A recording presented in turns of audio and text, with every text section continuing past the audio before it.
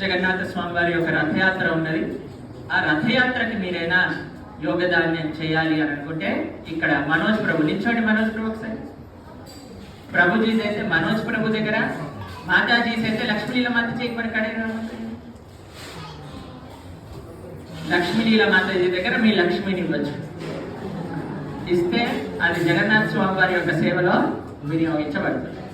దాని తర్వాత మీరందరూ ఫస్ట్ మాతాజీస్ పిల్లలు రండి, ఇక్కడ నుంచి దర్శనం చేసుకోండి. జగన్నాథ స్వామి వారిని దర్శనం చేసుకోండి. ఇక్కడ జగన్నాథుడికి నైవేద్యం పెట్టిన అరటిపళ్ళు మీకు ఇస్తాము. ఇక్కడ స్వామివారు ఇంత దూరం వచ్చినప్పుడు కాబట్టి ఆయనకి